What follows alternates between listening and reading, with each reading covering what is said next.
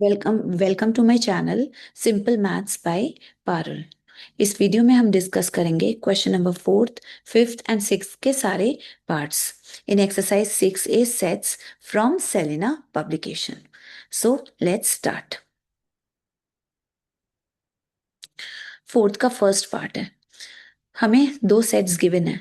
ये set roster form में given है एंड एक सेट सेट बिल्डर फॉर्म में गिवन है। पूछा जा रहा है क्या ये दोनों सेट्स इक्वल है। अगर इक्वल है तो रीजन बताइए, अगर अनइक्वल है तो भी रीजन बताइए। ये पूछा जा रहा है हमसे। तो देखिए, ये दोनों सेट्स इक्वल कब होंगे?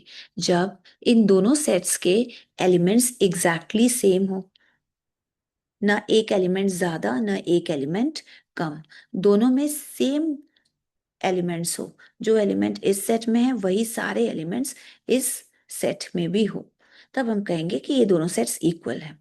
ठीक है, according to the definition of equal sets. Now अब हम देखें, चेक करें क्या ये सारे एलिमेंट्स 1 2 4 16 20 16 64 ये सारे एलिमेंट्स इस सेट के एलिमेंट्स होंगे। हम यही चेक करेंगे।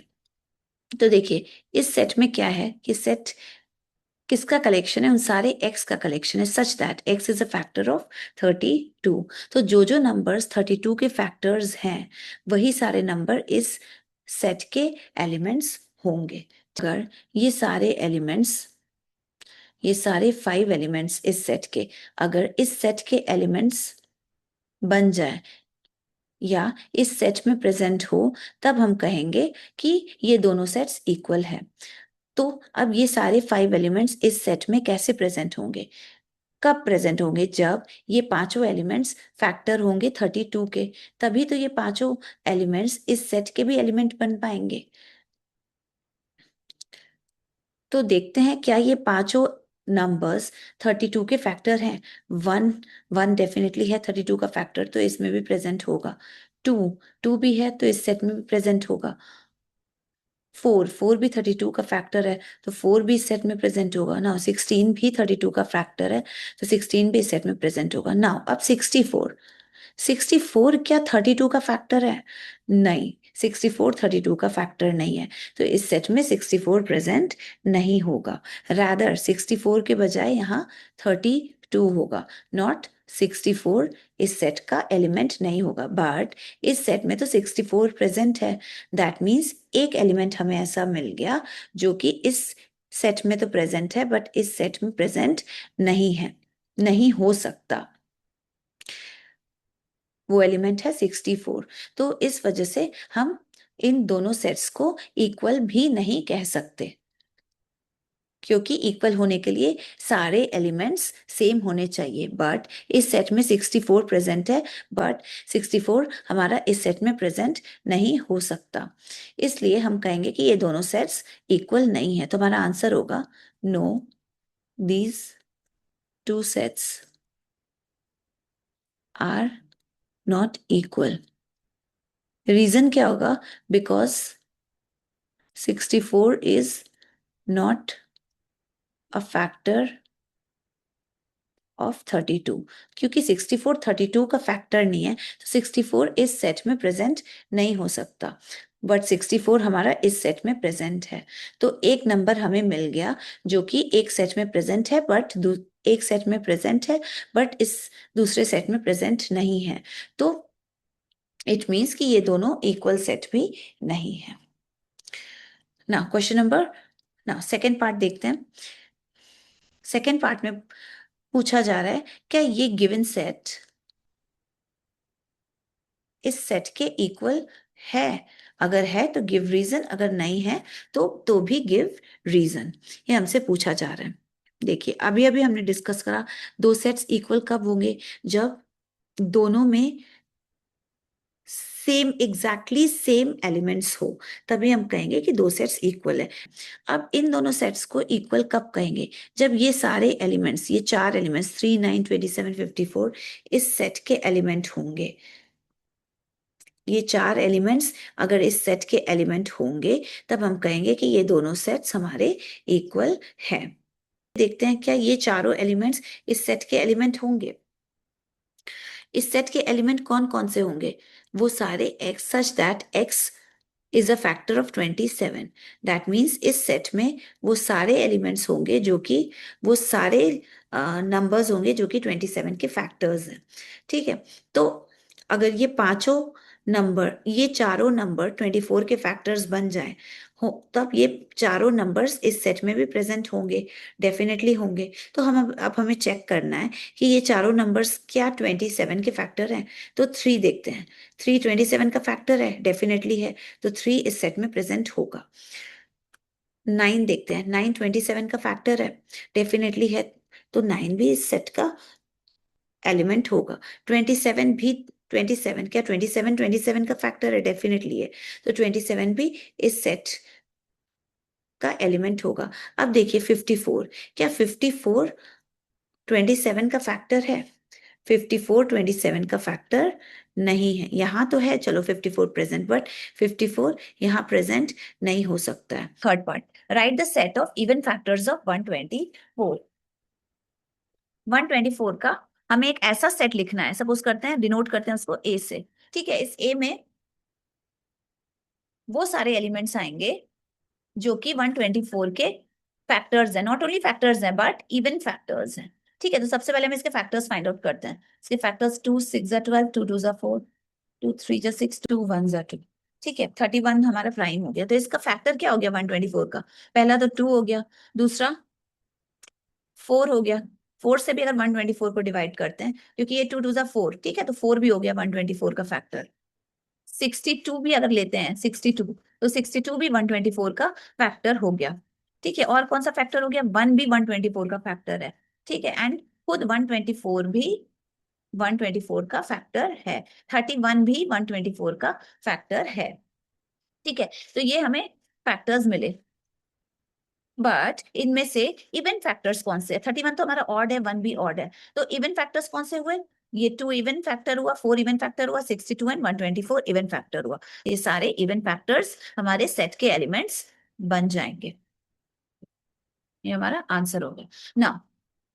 फोर्थ पार्ट देखते हैं, right the set of odd factors of 72। हमें ऐसा सेट लिखना है जिसमें 72 के ऑड फैक्टर्स उसके एलिमेंट हो। तो सपोज कर देते हैं उस सेट को हम बी से डिनोट करते हैं। ठीक है, तो इस बी के एलिमेंट्स क्या हो जाएंगे? 72 के जितने भी ऑड फैक्टर्स हैं। तो सबसे पहले फैक्टर्स फाइंड आउट करते हैं 72 के। 2 से डिविजिबल है, 2 3 जा 6, 2 6 जा 12। अगेन 36 2 से डिवाइड करने पे क्वेश्चन देगा 2 18। अगेन 2 से डिविजिबल है, 2 9 जा 18। अगेन 9 जो है वो 3 से डिविजिबल है, तो रिमाइंडर में क्वोशंट में 3 आएगा। अगेन 3 3 से डिविजिबल है, क्वोशंट में मिलेगा 1। ठीक है, तो अब 72 के फैक्टर्स कौन कौन से हो जाएंगे, यहाँ पे लिखते हैं हम। सबसे पहले 2, सबसे पहले 1, फिर 2, फिर 3। पर 3 को 2 से मल्टीप्लाई करेंगे तो 6 मिलेगा, 6 भी हमारा 72 का फैक्टर होगा। फिर इस 3 को 3 से मल्टीप्लाई करेंगे तो 9, 9 भी हमारा 72 का फैक्टर होगा। फिर 4 भी होगा 72 का फैक्टर, 2 को 2 से मल्टीप्लाई किए तो 4 मिला। 4 के बाद आप तीनों 2 को मल्टीप्लाई करें तो 8 भी मिल गया हमें 72 का फैक्टर। 36 भी है 72 का फैक्टर, 36 मिला 72 का। 18 भी मिला हमें 72 का फैक्टर, 72 भी 72 का फैक्टर है। 12 भी है, देखिए 2 2 जा 4, 3 जा 12, 12 भी हमारा 72 का फैक्टर है। इतने ही फैक्टर्स टोटल हुए 72 के।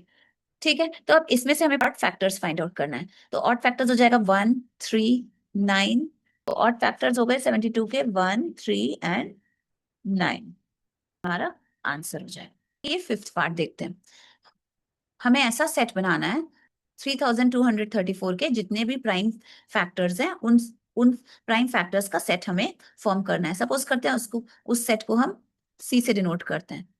ठीक है, तो सी के एलिमेंट्स क्या होंगे? सारे प्राइम फैक्टर्स होंगे, किसके? 3 2 3 4 के। तो 2 से डिविजिबल है, क्वेश्चन में मिलेगा 2 1 जा 2, 6 जा 12, 2 1 जा 2, 7 जा 14। 3 से डिविजिबल होगा, 3 5 जा 15, 3 3 जा 9, 3 9 जा 27। 539 7 से डिविजिबल होगा, तो क्या मिलेगा हमें? 7 7 जा 49, फिर 7 7 जा 49। ठीक है, ना अगेन 77 डिविजिबल है 7 से, क्वेश्चन में मिलेगा 11। अब अगेन 11 किससे डिविजिबल है, खुद 11 से डिविजिबल है, तो क्वेश्चन में मिलेगा 1। फैक्टर्स है 2, 3, 7, 11 एंड और भी बहुत सारे फैक्टर्स, 539 भी है, 1617 भी है, 77 भी है, 11 भी है। ठीक है, फिर 3 को 2 से मल्टीप्लाई करेंगे तो 6 भी फैक्टर बन जाएगा, 14 भी बन जाएगा, 3, 2, 3, 4 का फैक्टर। ठीक है, 21 भी बन जाए, तो फैक्टर्स तो बहुत सारे हो गए 3, 2, 3, 4 के, बट हमें सिर्फ प्राइम फैक्टर्स का सेट बनाना है। तो ये देखिए 2, 2 हमारा है प्राइम नंबर, तो ये 2 है हमारा प्राइम फैक्टर। और कौन सा है, 3 है हमारा प्राइम फैक्टर इसका, फिर 7 भी है एंड 11 भी है। तो सी के एलिमेंट्स क्या हो जाएंगे, 2, 3, 7 एंड 11। ये 4 प्राइम फैक्टर्स हैं 3, 2, 3, 4 के। तो ये हमारा आंसर हो गया। क्वेश्चन नंबर 6 देखते हैं। ये सेट सेट बिल्डर फॉर्म में गिवन है, ठीक है, एंड पूछा जा रहा है is this set is equals to this set. ठीक है, अगर इस सेट में x की वैल्यूज 3 एंड 4 आ जाएगी, ठीक है, तब हम कहेंगे कि हाँ ये सेट इसके इक्वल है। तो सबसे पहले हम इस सेट के एलिमेंट्स फाइंड आउट करते हैं, जो सेट बिल्डर फॉर्म में गिवन है फर्स्ट सेट, उसके एलिमेंट्स हम फाइंड आउट करते हैं। सेट के एलिमेंट्स क्या हो गए, वो सारे x की वैल्यूज हो गए इसके एलिमेंट्स, सच दैट x की वैल्यू कैसे फाइंड आउट करेंगे, इस इक्वेशन से X square minus 7x plus 12 equals to 0। ये सारी x की वैल्यूज इस सेट का एलिमेंट हो जाएगी। तो चलिए फाइंड आउट करते हैं x की वैल्यूज, -7x+12। अब देखिए इक्वल्स टू 0, ये इक्वेशन है हमारा। कौन सा इक्वेशन है, क्वाड्रेटिक इक्वेशन है। क्यों, क्योंकि यहाँ पे वेरिएबल x का पावर क्या है, 2 है, इसलिए ये क्वाड्रेटिक इक्वेशन है। क्वाड्रेटिक एक्सप्रेशन को हम इसके फैक्टर्स के प्रोडक्ट के फॉर्म में एक्सप्रेस करेंगे। तो वो कैसे एक्सप्रेस करेंगे देखते हैं। +12 कैसे करेंगे एक्सप्रेस, ऐसे दो इंटीजर्स हम a एंड b, सपोज करिए दो इंटीजर्स है, तो ऐसे दो इंटीजर्स हम लेंगे such that a into B किसके इक्वल होगा, 2 होना चाहिए 12 के equal, and a plus b किसके इक्वल होना चाहिए, -7 के इक्वल। तो ऐसे कौन से दो इंटीजर्स होंगे, आई थिंक a की जगह पे अगर हम -4 लेते हैं, b की जगह पे -3 लेते हैं, ठीक है, तो -4 इंटू -3 +12 आ जाएगा, माइनस इंटू माइनस प्लस होता है, ठीक है, -4 एंड -3 को ऐड करते हैं, -4 प्लस -3, तो इसका एडिशन कितना आ जाएगा, -7। तो वही तो हमें चाहिए था, इन दोनों का जो प्रोडक्ट है वो हमें क्या चाहिए था, 12 चाहिए था। तो हमें मिल रहा है ना -4 -3 का प्रोडक्ट 12, एंड उन दो इंटीजर्स का जो सम है वो क्या चाहिए था, -7 चाहिए था। तो हमें मिल रहा है ना -4 एंड -3 का सम -7, वो दो इंटीजर्स मिल गए। कौन कौन से हो गए, -4 एंड -3। अब देखिए इस एक्सप्रेशन को हम ऐसे लिख सकते हैं, x² plus -7 into x plus 12। ठीक है, अब इसको हम कैसे लिख सकते हैं, x² प्लस -7 के प्लेस पे क्या लिखेंगे, -4 -3, -4 -3 कितना होता है, -7 हो जाता है, ब्रैकेट के बाहर x प्लस 12। ठीक है, अब देखिए, अब इस x को हम ब्रैकेट के अंदर ले जाएंगे, x² प्लस, देखिए -4 इंटू एक्स तो -4x, -3 इंटू एक्स तो -3x, ठीक है, +12। अब देखिए x², अब ब्रैकेट को ओपन करेंगे तो प्लस इंटू माइनस कितना होगा, -4x, फिर प्लस इंटू माइनस कितना होगा, -3x +12। ठीक है, तो हमें 4 टर्म्स मिल गए इसमें से। एक ग्रुप बनाएंगे हम, फर्स्ट के 2 टर्म्स का ग्रुप बनाएंगे एंड बाकी थर्ड एंड फोर्थ टर्म का ग्रुप बना देंगे। ठीक है, अब देखिए यहाँ भी x है एंड 4 के साथ भी x है इनटू के फॉर्म में, तो दोनों टर्म में से x को हम कॉमन ले लेंगे, तो यहाँ क्या बचेगा, x बचेगा, -4x में से x को बाहर निकाले तो क्या बचा, 4 बचा, -3x एंड +12, तो हम इसमें से -3 को कॉमन लेते हैं। ठीक है, तो यहाँ क्या बचेगा, -3 इंटू एक्स डिवाइडेड बाई -3 करते हैं तो क्या बचेगा, ओनली x, तो यहाँ पे ओनली x बचेगा। अब +12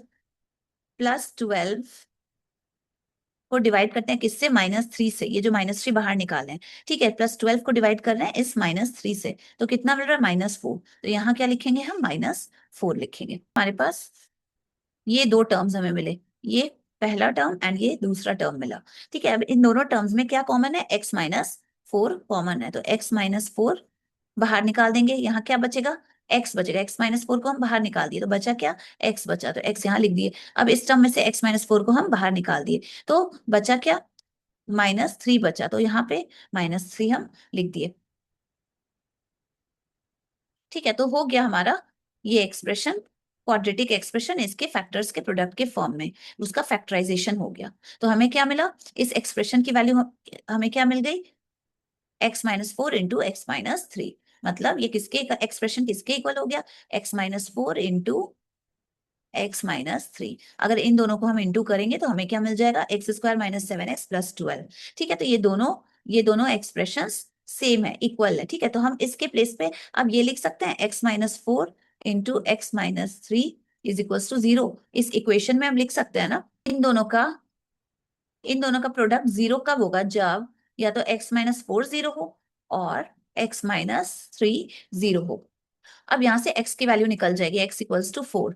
यहाँ से x की वैल्यू निकलेगी, x इक्वल्स टू 3। ठीक है, तो x की दो वैल्यूज निकल के आए। क्यों दो वैल्यूज निकल के आए, क्योंकि ये क्वाड्रेटिक इक्वेशन है, x का पावर 2 है, इस वजह से x की दो वैल्यूज निकल के आई, 3 एंड 4। दोनों वैल्यूज को अगर 3 को भी इस इक्वेशन में हम पुट करते हैं, x के प्लेस पे 3 पुट करते हैं, तो हमें क्या मिल जाएगा, 0 मिल जाएगा। ठीक है, एंड अगर x के प्लेस पे अगर हम 4 पुट करते हैं इस इक्वेशन में अगर 4 पुट करते हैं x के प्लेस पे, तो हमें क्या मिल जाएगा, 0 मिल जाएगा। ठीक है, तो हमारा इक्वेशन सेटिस्फाई करेगा।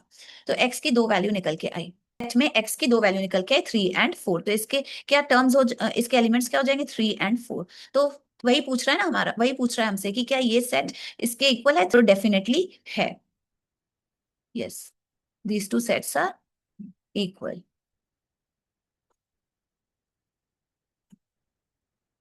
ठीक है, नाउ सेवेंथ पार्ट देखते हैं।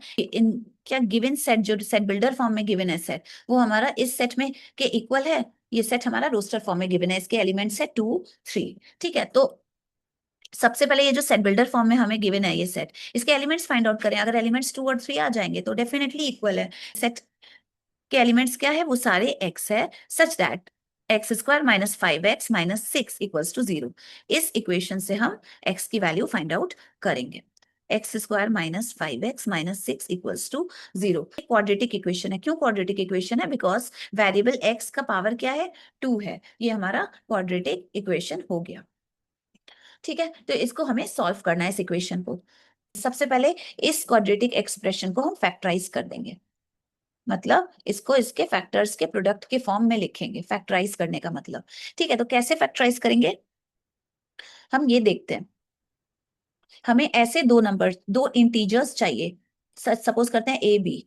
ऐसे दो इंटीजर्स हैं such that a into B किसके इक्वल होना चाहिए, -6 के, एंड a प्लस बी किसके इक्वल होना चाहिए, -5 के। ठीक है, a एंड b इंटीजर्स हो सकते हैं, नेगेटिव वैल्यूज भी हो सकती है। -6 इंटू 1 अगर हम लेते हैं, -6 एंड 1 नंबर लेते हैं, तो -6 1 का प्रोडक्ट कितना आ रहा है, -6। तो हमें यही चाहिए था ना, -6 तो आ रहा है। एंड -6 और 1 का सम कितना आ रहा है, -5। तो हमें यही तो चाहिए था, -5। तो हमारे दो इंटीजर्स निकल के आ गए, -6 एंड 1। ठीक है, तो हम क्या करेंगे, इसको हम ऐसे लिखेंगे, इस एक्सप्रेशन को लिखेंगे हम x² प्लस -5 इंटू एक्स, ऐसे लिख सकते हैं इस एक्सप्रेशन को। अब -5 के प्लेस पे, अब देखिए इस -5 के प्लेस पे हम क्या लिखेंगे, -6 प्लस 1 लिख देंगे।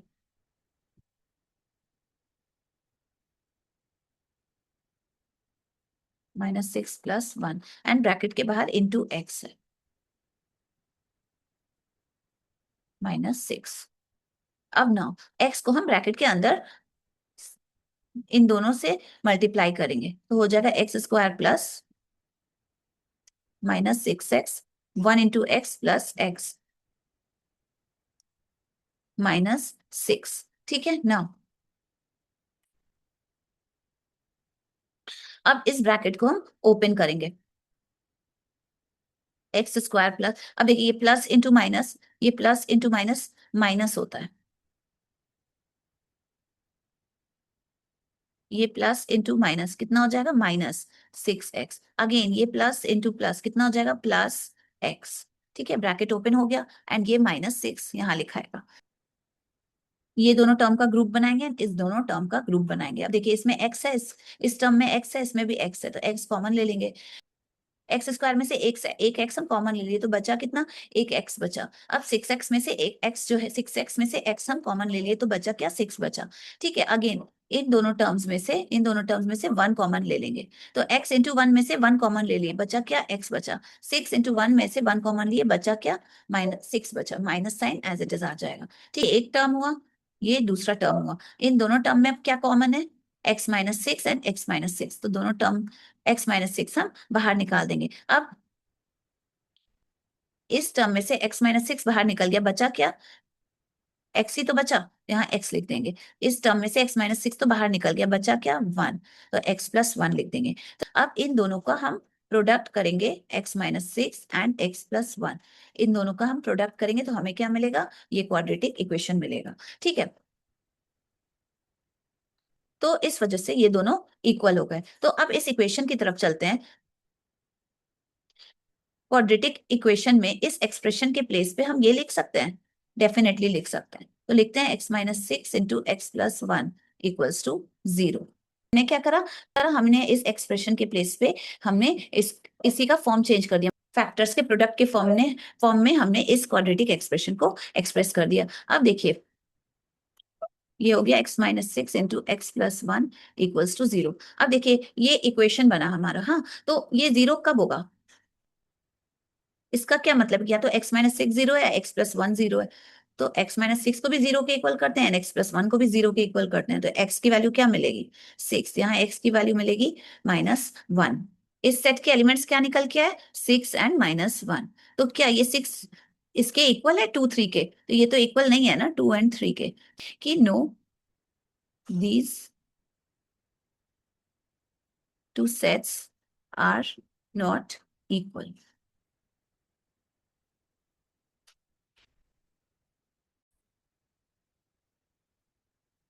हाँ, ये है क्वेश्चन नंबर 5। हमें 5 क्वेश्चंस गिवन है, 5 पार्ट्स हैं। हमें इन्हें, इन सारे सेट्स को रोस्टर फॉर्म में लिखना है। तो फर्स्ट पार्ट है the set of letters in the word Meerut. Meerut word में जितने लेटर्स हैं उनका सेट बना के हमें रोस्टर फॉर्म में लिखना है। तो सपोज करते हैं इसको डिनोट करेंगे हम सेट ए से। तो सबसे पहले कौन सा लेटर है, एम है। तो हम जानते हैं सेट के अंदर हमेशा स्मॉल लेटर्स लिखते हैं। तो ये कैपिटल एम है, तो हम यहाँ एज एन एलिमेंट आएगा तो स्मॉल एम, तो हम यहाँ स्मॉल एम लिखेंगे। ठीक है, एम के बाद क्या है, ई है, यहाँ पे ई लिख देंगे सेकंड एलिमेंट। अगेन ई के बाद एक और ई है, तो रिपीट तो हम कर नहीं सकते, ई हमारा ऑलरेडी सेट ए का एलिमेंट बन चुका है, तो अब इस ई को वी विल नॉट रिपीट। ठीक है ना, ई के बाद क्या है, आर है, तो स्मॉल आर हमारा थर्ड एलिमेंट बन जाएगा ए का। आर के बाद यू है, तो स्मॉल यू हमारा फोर्थ एलिमेंट बन जाएगा। यू के बाद टी है, तो स्मॉल टी हमारा फिफ्थ एलिमेंट बन जाएगा। तो मेरठ वर्ड के लेटर्स का जो सेट है वो ये है, सेट ए बन गया हमारा आंसर। ना second part, the set of letters in the word universal. इस यूनिवर्सल वर्ड में जितने लेटर्स हैं उनका सेट बनाना है। सपोज करते हैं उसको बी से डिनोट करते हैं। ठीक है, फर्स्ट लेटर है यू, तो स्मॉल यू इसका फर्स्ट एलिमेंट बन जाएगा। फिर है एन, स्मॉल एन इसका सेकंड एलिमेंट बन जाएगा। एन के बाद है आई, स्मॉल आई थर्ड एलिमेंट बन जाएगा। फिर वी है, नेक्स्ट वी है, तो स्मॉल वी भी इसका फोर्थ एलिमेंट बन जाएगा। वी के बाद ई है, तो ई पहले नहीं लिखा गया, तो ई भी बन जाएगा, ई हमारा बन जाएगा सिक्स्थ एलिमेंट, फिफ्थ एलिमेंट। ई के बाद आर है, आर भी पहले नहीं लिखा गया है, तो आर हमारा सिक्स्थ एलिमेंट बन जाएगा। एस, अगेन एस हमारा सेवेंथ एलिमेंट बन जाएगा। फिर ए भी पहले एलिमेंट नहीं बनाया ए को, हाँ, तो ए हम लिखेंगे यहाँ पे, ए हमारा एट्थ एलिमेंट बन जाएगा। ए के बाद एल है, तो एल भी इससे पहले नहीं लिखा गया है एलिमेंट में, हाँ, तो एल हमारा नाइन्थ एलिमेंट बन जाएगा। तो ये सारे यूनिवर्सल में जितने भी लेटर्स हैं वो सारे लेटर्स बी के एलिमेंट्स बन गए। तो ये हमारा सेट बी है in the roster form. Now ये हमारा third part. Now third part, देखिए एक सेट ए क्या है, सारे एक्स का कलेक्शन है, सच दैट एक्स क्या है, X equals to Y plus 3। Y की वैल्यू यहाँ पुट करेंगे तो हमारी एक्स की वैल्यू फाइंड आउट होती चली जाएगी। अब वाई की वैल्यू क्या है वो आगे डिफाइन किया गया है। वाई क्या है, Y is the element of natural number, Y is greater than 3, मतलब 3 से बड़े जितने भी नेचुरल नंबर्स है वो सब वाई है। ठीक है, तो y की वैल्यू क्या हो जाएगी, 3 से बड़ा कौन सा नेचुरल नंबर होता है, 4 है, तो 4 के बाद 5, 6, 7, 8 एंड सो ऑन, तो y की इनफाइनाइट वैल्यूज होगी। 4 से स्टार्ट करते हुए सारे नेचुरल नंबर्स y की वैल्यू हो जाएगी। ठीक है, तो एक एक करके y की एक एक वैल्यू पुट करेंगे तो हमें x की वैल्यू निकल के आ जाएगी। y की सपोज करते हैं 4, y की फर्स्ट वैल्यू 4 पुट करते हैं इस इक्वेशन में, तो हमें x की वैल्यू मिल जाएगी कितनी, 7, तो x की वैल्यू हमारी हो जाएगी 7, कब, जब y की वैल्यू हम 4 पुट किए। सिमिलरली y की वैल्यू हम 5 पुट करते हैं इस इक्वेशन में, तो x की वैल्यू क्या मिलेगी हमें, 5 + 3 दैट इज 8 मिलेगी, तो हमें x की वैल्यू क्या मिली, 8 मिली, कब, जब हम y की वैल्यू 5 पुट किए। y की वैल्यू 6 पुट करेंगे इस इक्वेशन में, तो हमें x की वैल्यू क्या मिलेगी, 6 + 3 9, x की वैल्यू 9 मिलेगी, कब, जब हम y की वैल्यू 6 पुट किए इस इक्वेशन में। अब y की वैल्यू हम 7 पुट करेंगे इस इक्वेशन में, तो हमें x की वैल्यू क्या मिलेगी, 10 मिलेगी। इसी तरह से हम y की तो इनफाइनाइट वैल्यूज आगे बढ़ती जा रही है वैल्यूज, तो x की भी हमें इनफाइनाइट वैल्यूज मिलेगी।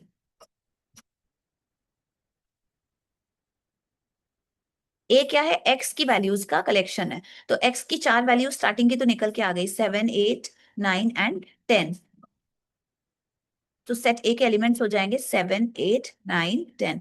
एक्स की क्या यही 4 वैल्यूज होगी, नहीं, एक्स की वैल्यूज इनफाइनाइट होगी, क्यों, क्योंकि वाई की वैल्यूज इनफाइनाइट है, इसलिए एक्स की वैल्यूज भी इनफाइनाइट तक जाएगी, तो ये हमारा ए सेट ए रोस्टर फॉर्म में कन्वर्ट हो गया। फोर्थ पार्ट देखते हैं, सेट बी को रोस्टर फॉर्म में कन्वर्ट करना है। सेट बी किसका एलिमेंट है, उन सारे पी का एलिमेंट है, सेट बी किसका एलिमेंट है, उन सारे p का एलिमेंट है, such that p is the element of w, w means whole number, p हमारा w का एलिमेंट है, दैट मीन्स 0 से स्टार्ट होता है, p² is less than 20,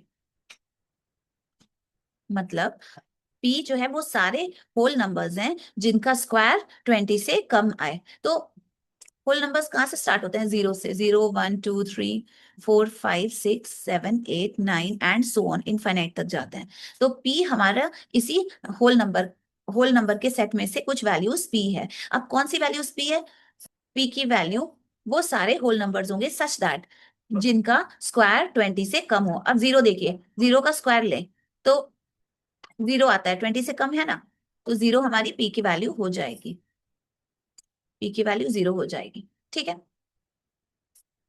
now अब वन, दूसरा 1 देखते हैं, 1 का स्क्वायर क्या आता है, 1, 20 से कम है ना 1, तो 1 भी हमारी p की वैल्यू होगी। 2 देखते हैं, 2 का स्क्वायर कितना आता है, 4, 20 से कम है ना 4, तो 2 भी हमारी p की वैल्यू हो जाएगी। अब देखिए 3, 3 का स्क्वायर कितना आता है, 9, 20 से कम है ना 3 का स्क्वायर, 9 20 से लेस है, तो 3 हमारी p की वैल्यू हो जाएगी ना। अब 4 देखते हैं, 4 का स्क्वायर कितना आता है, 16, तो 16 20 से लेस है, तो 4 हमारी p की वैल्यू हो जाएगी। अब देखिए 5, 5 का स्क्वायर कितना आता है, 25, तो ये 20 से बड़ा है, 5 क्या p की वैल्यू होगी, नहीं, क्यों, क्योंकि p² यहाँ पे बताया गया, p² क्या है, 20 से लेस है, p की वो वैल्यूज होगी, p की वैसी वैल्यूज लेंगे जिसका स्क्वायर 20 से कम हो, और p की वैल्यूज हमारी निकल के आ गई 0, 1, 2, 3, 4, ये 4 वैल्यूज p की निकल के आ गई। ठीक है, तो सेट b क्या है, p की वैल्यूज का कलेक्शन है, तो p की वैल्यूज क्या आ गई, 0, 1, 2, 3, 4, तो ये सारे p की वैल्यूज एलिमेंट्स हो जाएंगे किसके, सेट b के, ये हमारा सेट b, तो ये हमारा आंसर हो गया द रोस्टर फॉर्म ना। ये है फिफ्थ पार्ट, सेट सी उन सारे एलिमेंट्स x का सेट है सच दैट x क्या है, x is a composite number and आगे क्या डिफाइन किया गया, x is greater than equals to 5 and less than equals to 21, 5 and 21 के बीच में जितने भी composite नंबर हैं इंक्लूडिंग 5 and 21, वो सारी वैल्यूज हो जाएंगी x की एंड वो सारे एलिमेंट्स बन जाएंगे सेट C के। तो सबसे पहले देखते हैं कि 5 एंड 21 के बीच में कौन कौन से नंबर्स हैं। सबसे पहले कॉम्पोजिट नंबर्स क्या होते हैं, कोई भी नंबर जो प्राइम नहीं है वो कॉम्पोजिट नंबर कहलाता है, अगर वो नंबर प्राइम है दैट मीन्स वो कॉम्पोजिट नहीं है, अगर नंबर प्राइम नहीं है तो वो कॉम्पोजिट नंबर है। 5 के बाद 6, 7, 8, 9, 10, 10 के बाद 11, 12, 13, 14, 15, 16, 17, 18, 19, 20 एंड लास्ट नंबर 21। 5 हमारा प्राइम नंबर है डेफिनेटली, तो ये हमारा प्राइम हुआ। तो सबसे पहले देखते हैं कि प्राइम नंबर्स कौन कौन से हैं। 6 प्राइम है? नहीं, 6 प्राइम नहीं है, लिख देते हैं यहाँ पे, ये प्राइम है। ठीक है, 7 प्राइम है, डेफिनेटली ये प्राइम है। 8 प्राइम नहीं है, 9 भी प्राइम नहीं है, 10 भी नहीं है प्राइम। अब सीधा प्राइम कौन सा है? 11, ये हमारा प्राइम नंबर है। ठीक है, 13 प्राइम नंबर है, 17 प्राइम नंबर है, 19 प्राइम नंबर है, बस 20 एंड 21 नहीं है, ना ही 18 है। जो प्राइम नंबर्स है उनके ऊपर तो मैंने उनके ऊपर तो प्राइम पी लिख दिया हमने, बट जो बचे हुए नंबर्स है वो सब क्या है? अभी हमने बताया कि जो प्राइम नहीं होते वो कॉम्पोजिट होते हैं, तो जो रिमेनिंग नंबर्स हैं वो सारे कॉम्पोजिट नंबर्स हैं। ठीक है, ये सारे कॉम्पोजिट नंबर्स हैं। ठीक है, तो x क्या है? 5 एंड 21 के बीच में जितने भी कॉम्पोजिट नंबर्स हैं वो सभी x की वैल्यू है। ठीक है, तो x की वैल्यूज क्या क्या हो जाएगी? सबसे पहले 6 फिर 8 9 10। ठीक है ना, फिर 12 14 15 16, 12 14 15 16, फिर इसके बाद 18 20 21, 18 20 21, ये सारी